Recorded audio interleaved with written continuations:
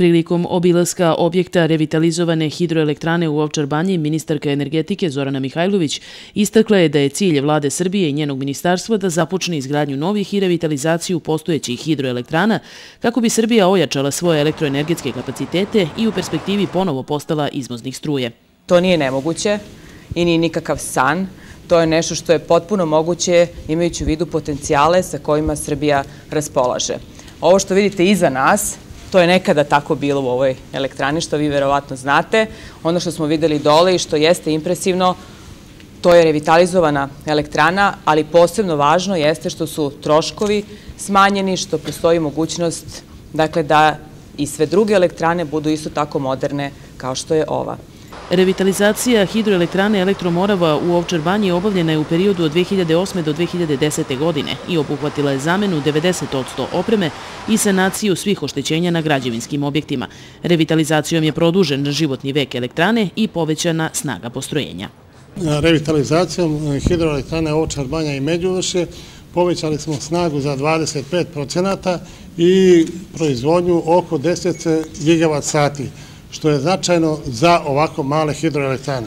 Odgovarajući na pitanje novinara o ceni gasa, ministarka Mihajlović je izjavila da ruski gas mora da bude jeftiniji. Prema njenim rečima, cena ruskog gasa, koja je do sada bila oko $475 na 1000 kubika, mora za 10% da bude niža.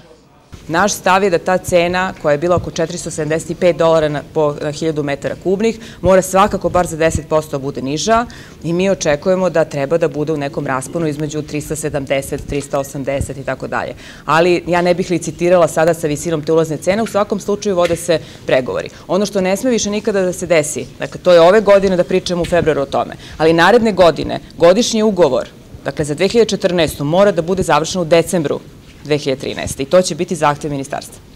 Ministarka energetike sastala se danas i sa gradonačelnikom Čačka, magistrom Vojislavom Ilićem i njegovim saradnicima. Na sastanku su, kako istakao gradonačelnik, razmatrane značajne teme iz oblasti energetike i zaštite životne sredine.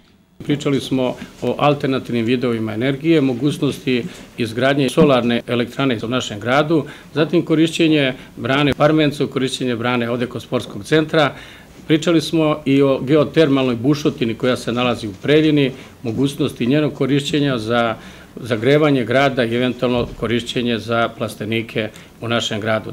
Na sastanku sa predstavnicima gradskog rukovodstva ministarka Mihajlović razmatrala i mogućnost korišćenja energane u čačanskoj fabrici hartije i tom prilikom obećala pomoć vlade u prevazilaženju brojnih problema u ovoj fabrici.